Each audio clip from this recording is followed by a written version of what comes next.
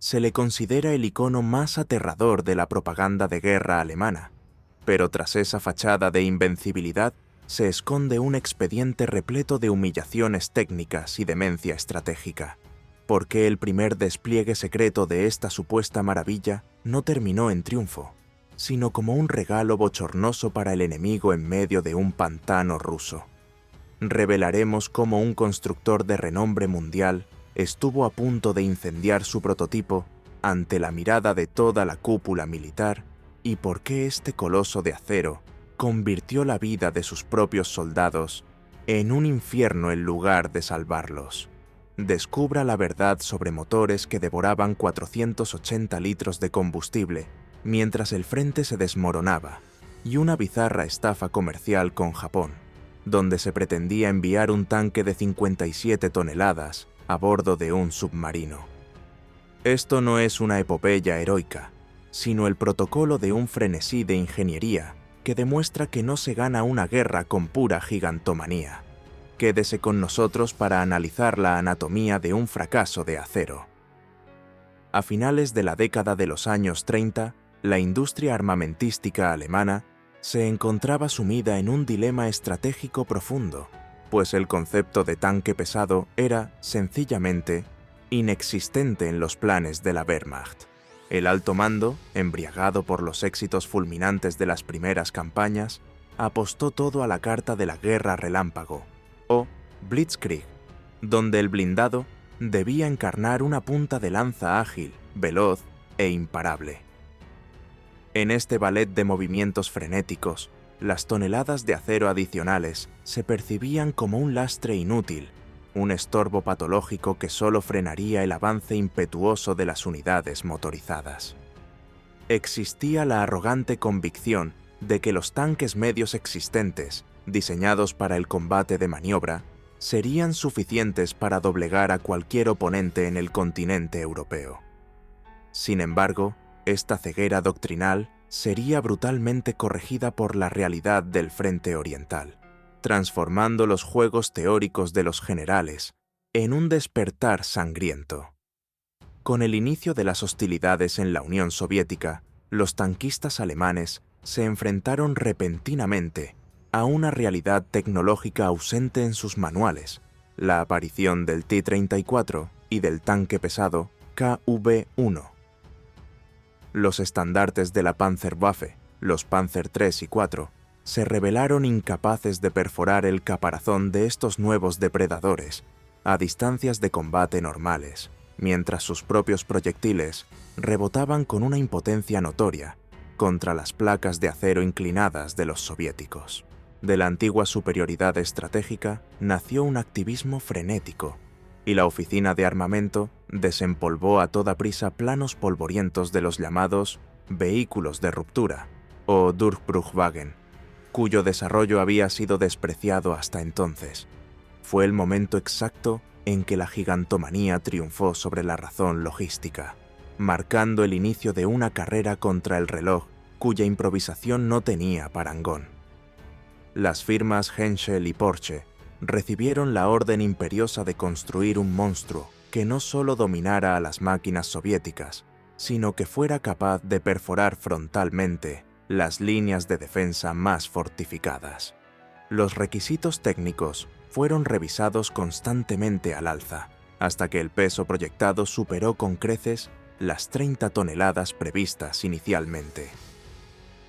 Para llevar la irracionalidad de esta empresa al paroxismo, se dictó una fecha de entrega que servía a fines puramente políticos y propagandísticos, el 20 de abril de 1942. Dos titanes industriales rivales se vieron bajo una presión inmensa para hacer surgir de la Tierra una maravilla técnica en pocos meses, sacrificando la ingeniería sólida ante la vanidad y las fantasías irrealistas de los líderes de la época. Ferdinand Porsche, quien ostentaba el estatus de favorito técnico de la cúpula política, presentó un concepto cuya excentricidad técnica no conocía límites y que desafiaba cualquier lógica de sostenibilidad en una economía de guerra agonizante. Apostó por una arriesgada transmisión petroeléctrica, un sistema híbrido donde dos motores de 10 cilindros refrigerados por aire funcionaban meramente como generadores para alimentar dos motores eléctricos independientes, encargados finalmente de mover las ruedas tractoras. Esta arquitectura no solo devoraba cantidades astronómicas de cobre, un metal de una escasez crítica en aquel momento, sino que en el terreno demostró ser tan torpe que el prototipo tendía a hundirse hasta la panza en suelos blandos debido a su colosal presión sobre el suelo. En el bando opuesto se encontraba el jefe de diseño de Henschel, Erwin Aders, apodado el padre de los tigres, quien adoptó un enfoque más pragmático y convencional, aunque no por ello menos gigantesco, apostando por una transmisión mecánica clásica para movilizar el blindaje y la potencia de fuego exigidos. Cuando llegó el día decisivo de la exhibición en el cuartel general de Prusia Oriental, el transporte de estos colosos de acero ya reveló las primeras pesadillas logísticas de este proyecto precipitado. Dado que ambos diseños excedían significativamente el ancho permitido de los vagones de ferrocarril estándar, fue necesario paralizar todo el tráfico ferroviario en las líneas afectadas y emplear grúas pesadas especiales de 70 toneladas solo para poder descargarlos. Durante las pruebas, mientras el tanque de Henschel maniobraba con relativa agilidad en espacios reducidos, su motor se sobrecalentó de tal manera que solo gracias a pausas forzadas para el enfriamiento, se evitó un incendio en el cableado o una falla catastrófica del bloque motor. El prototipo de Porsche, por el contrario, fracasó estrepitosamente. Su tecnología revolucionaria pero inmadura se quedó atascada en el lodo y la complejidad del manejo sobrepasó por completo la capacidad del conductor. A pesar de las carencias manifiestas del ganador, cuya unidad de potencia ya trabajaba en su límite térmico durante la marcha de prueba, Henschel recibió el contrato para la producción en serie, dejando a Porsche con 90 chasis ya fabricados que,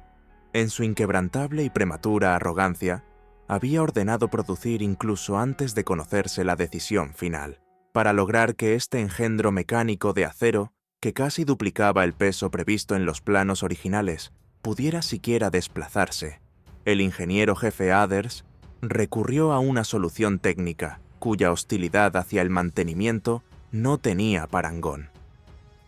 Diseñó un complejo sistema de rodaje de ruedas intercaladas, un laberinto donde 24 ruedas de rodadura se solapaban en 4 filas por cada lado para distribuir la presión colosal sobre el suelo y garantizar una plataforma de tiro de una estabilidad absoluta.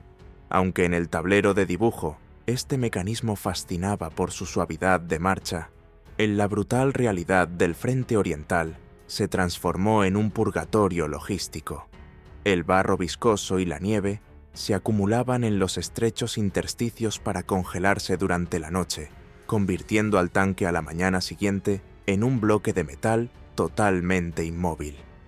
Este titán estaba animado por un motor Maybach de 12 cilindros que, a pesar de sus 700 caballos de vapor en su versión posterior, luchaba desesperadamente por insuflar algo de dinámica a sus 57 toneladas de peso vivo. La sed de combustible de este motor alcanzaba dimensiones astronómicas, devorando hasta 480 litros de gasolina por cada 100 kilómetros en terrenos difíciles, lo que reducía su radio de acción operativo a una distancia ridícula que apenas bastaba para maniobras profundas. De manera totalmente incomprensible, los diseñadores ignoraron el avanzado blindaje inclinado que ya lucían los carros soviéticos y optaron por una arquitectura cúbica primitiva, con placas de acero verticales de hasta 100 milímetros de espesor, lo que aumentaba el peso de forma innecesaria sin maximizar la protección balística. Para que el manejo de este bloque de hierro fuera físicamente posible para el conductor, se instaló un volante con asistencia hidráulica en lugar de las toscas palancas habituales, permitiendo dirigir al monstruo con la ligereza de un automóvil, siempre y cuando la delicada tecnología no sucumbiera bajo la carga.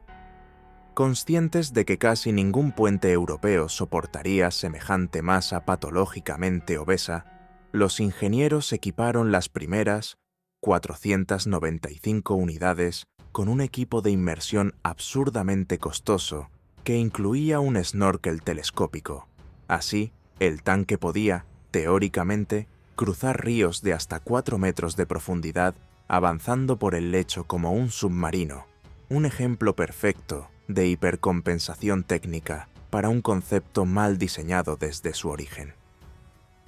El bautismo de fuego de este gigante tecnológico, en septiembre de 1942, se convirtió en un descalabro táctico que desnudó sin miramientos la miopía estratégica del alto mando. En lugar de preservar estas nuevas máquinas para un golpe masivo y decisivo, se precipitaron 4 de las primeras unidades a la zona pantanosa e impracticable cerca de la estación de Mkja, al sureste de Leningrado, un terreno que constituía una prisión de lodo absoluta para un acero de 57 toneladas. Ya durante la marcha de aproximación hacia la línea de frente, las transmisiones delicadas entregaron el alma una tras otra, y las unidades que no sucumbieron a una falla mecánica se hundieron irremediablemente en el limo profundo, degradando esta supuesta arma milagrosa a una serie de dianas inmóviles para la artillería soviética.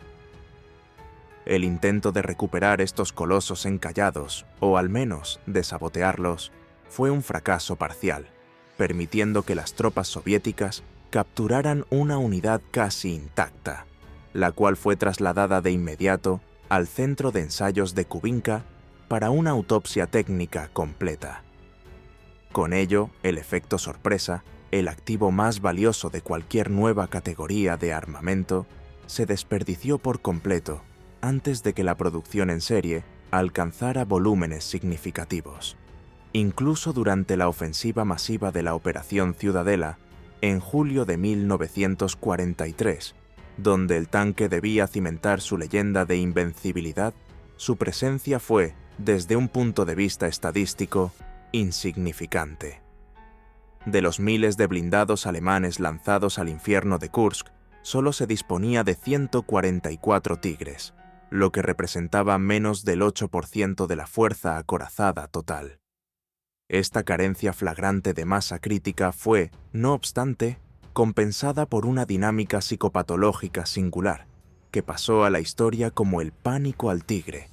Los soldados aliados informaban avistamientos del monstruo incluso donde no había ninguno. El ubicuo Panzer IV, en su versión tardía con faldones laterales, presentaba una silueta cúbica similar, provocando confusiones sistemáticas. La fuerza real del tigre residía entonces, en aquellos paisajes de estepas abiertas, en su capacidad quirúrgica para pulverizar vehículos adversarios como el T-34 a distancias de 2 kilómetros, mucho antes de que el oponente pudiera siquiera soñar con emplear sus propias armas de manera efectiva. Sin embargo, el verdadero núcleo de esta reputación aterradora no residía únicamente en la masa bruta de su acero, sino en la simbiosis perfecta entre el cañón de 88 milímetros, KWK-36, y las ópticas de puntería de alta precisión fabricadas por Zeiss. Este acoplamiento tecnológico permitía a los artilleros más experimentados alcanzar objetivos enemigos con una puntualidad quirúrgica a distancias que superaban los 2000 metros.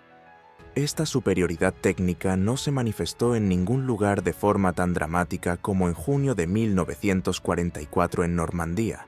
cuando una sola tripulación, bajo el mando de Michael Wittmann, redefinió los límites de la probabilidad estadística. En las estrechas calles de la localidad francesa de Villers-Bocage, Wittmann tropezó con una columna de la célebre séptima división blindada británica, las Ratas del Desierto, que se habían cubierto de gloria en el norte de África, pero que en aquel momento cometían el error táctico fatal de detenerse sin medida alguna de seguridad. En el transcurso de tan solo 5 minutos, el comandante alemán realizó una demostración de la potencia devastadora del tanque pesado en el combate cercano, conduciendo su vehículo paralelamente a la columna británica, transformó metódicamente y en plena marcha cada vehículo en una pila de chatarra humeante. Los proyectiles de 88 milímetros atravesaban el blindaje de los tanques Cromwell y Sherman con una facilidad escalofriante a esa corta distancia, entrando a menudo por un flanco para salir por el otro, mientras que la respuesta británica rebotaba como granizo inofensivo contra la coraza frontal del Tigre. Whitman, incluso, llegó a embestir a un tanque británico que le bloqueaba el paso, dejando tras de sí un cuadro de destrucción absoluta que hizo renacer, por un breve instante, el mito de la invencibilidad, a pesar de que estratégicamente solo se tratara de un combate de retardo local. No obstante, ni siquiera el talento individual de una tripulación de élite podía compensar de forma duradera la inferioridad material global, algo que se confirmó de manera brutal en agosto de ese mismo año cerca de Falaise, donde la unidad de Whitman chocó contra las fuerzas canadienses. Allí terminó la carrera del más famoso de los comandantes del Tigre. Su tanque, lanzándose al ataque en solitario, fue atrapado en el fuego cruzado de una jauría de Sherman aliados, probablemente equipados con los potentes cañones de 17 libras. 5 impactos a corta distancia sellaron el destino de la tripulación y arrancaron la torre del chasis debido a la violencia de las explosiones internas. Fue la prueba definitiva de que ni el blindaje más espeso ofrece salvación alguna cuando el adversario domina el campo de batalla mediante la superioridad numérica y maniobras de flanqueo implacables. Con la aparición del tanque pesado soviético IS-2 en el año 1944, el coloso alemán se encontró por primera vez frente a un adversario que no solo igualaba su espesor de blindaje, sino que lo superaba nominalmente en el calibre de su arma principal.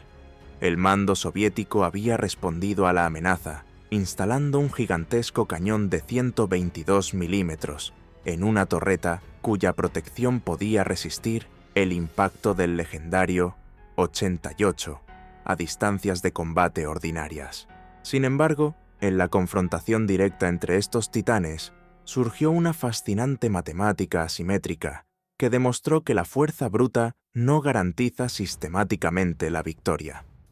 Debido a que el tanque soviético utilizaba munición pesada de carga separada, obligando al cargador a manipular primero el proyectil y luego la vaina propulsora, necesitaba hasta 20 segundos para completar un ciclo de disparo, mientras que la tripulación del Tigre, gracias a sus proyectiles de vaina única, podía mantener una cadencia de 6 a 8 disparos por minuto. Esta discrepancia técnica significaba que, en un duelo teórico, el carro alemán disponía de una segunda o incluso una tercera oportunidad mortal en caso de fallo mutuo del primer disparo, antes de que su oponente estuviera siquiera listo para abrir fuego de nuevo. No obstante, esta ventaja táctica se pagaba al precio de carencias mecánicas prohibitivas. El mecanismo de rotación hidráulica de la torreta era tan anémico que dejaba de funcionar si el vehículo presentaba una inclinación de más de 5 grados, convirtiendo el ajuste manual del cañón en una tarea hercúlea casi imposible. Mucho más grave que los contratiempos en combate era la pesadilla logística provocada por el transporte de estas máquinas desmesuradas, cuya anchura excedía las normas estándar de los túneles y puentes ferroviarios europeos. Antes de cada traslado por tren, la tripulación debía entregarse a un trabajo de esclavos durante horas para desmontar las anchas orugas de combate, retirar la hilera exterior de ruedas del complejo sistema de rodaje intercalado e instalar orugas de transporte más estrechas, solo para repetir íntegramente este proceso absurdo a la inversa al llegar al destino. Cuando uno de estos complejos ingenios quedaba inmovilizado en el campo debido a un fallo técnico, algo nada infrecuente dadas sus sobrecargadas piezas, su recuperación exigía un despliegue que rozaba la demencia, puesto que ningún vehículo de recuperación de la Wehrmacht era lo bastante potente por sí solo para arrastrar ese bloque de acero de 57 toneladas. A menudo era necesario acoplar 3 semiorugas pesados, tipo FAMO uno detrás de otro, para mover el tanque inerte apenas unos metros. Esta inmovilidad fatal provocó que, durante la fase de retirada de la guerra, fueran destruidos por sus propias tripulaciones más Tigres de los que realmente fueron abatidos por el fuego enemigo, simplemente para evitar que cayeran en manos de las tropas que avanzaban. Mientras las líneas de frente se contraían inexorablemente hacia las fronteras del Reich y los recursos para tales sistemas de armas extravagantes se agotaban, se planeaba en Berlín uno de los intentos de exportación más bizarros de la historia militar para enviar esta tecnología, literalmente, al otro lado del mundo. En una fase de total desconexión con la realidad, la crónica de este coloso de acero culminó en uno de los episodios comerciales más estrambóticos de la Segunda Guerra Mundial, cuando el Imperio del Japón manifestó un interés formal por adquirir esta tecnología pesada germana. Después de que el embajador japonés, el general Oshima, observara los blindados en acción cerca de Leningrado, una unidad completa, totalmente equipada con su dotación de munición y sistemas de radio, fue vendida al aliado de Extremo Oriente por la suma astronómica de 645.000 Reichsmarks, lo que representaba más del doble del precio de coste regular impuesto a la Wehrmacht. Sin embargo, la absurdidad logística de esta transacción superaba con creces la codicia financiera. Se planeaba seriamente enviar el tanque desmontado a bordo de un submarino hacia Japón, a pesar de que solo la barcaza blindada soldada pesaba 29 toneladas y no cabía por ninguna escotilla de los sumergibles de la época. Así, el tanque ya pagado quedó inmovilizado en Burdeos, esperando en vano una posibilidad de transporte físicamente imposible,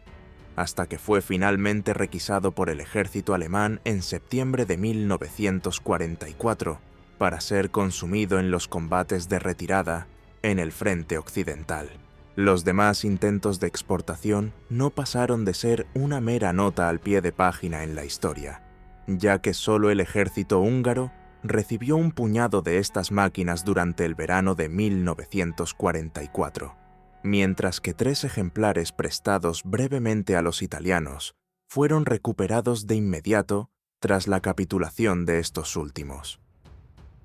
Al término de la producción, solo 1.354 unidades terminadas intentaron oponerse a una marea de decenas de miles de T-34 soviéticos y Sherman estadounidenses, ilustrando la inutilidad estratégica de todo el proyecto.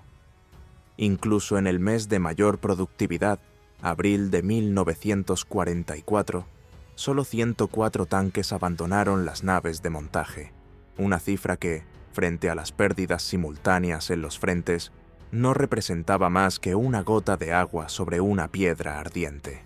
El Tigre se reveló así como un ejemplo clásico de la embriaguez de la ingeniería alemana, que buscaba sistemáticamente resolver problemas técnicos mediante un exceso de masa y complejidad en lugar de priorizar la facilidad de producción y la fiabilidad mecánica. Fue una obra maestra táctica, capaz de garantizar una superioridad local en situaciones defensivas favorables, pero desde un punto de vista estratégico, constituyó un despilfarro de los recursos más valiosos, que lejos de frenar el colapso inevitable, solo lo aceleró debido a su coste desmesurado en mantenimiento y combustible. La historia de este tanque no concluye como el triunfo de una arma milagrosa, sino como la prueba de que incluso el blindaje más grueso y el cañón más preciso son impotentes ante la matemática simple pero implacable de la fabricación industrial en masa y la cruda realidad logística.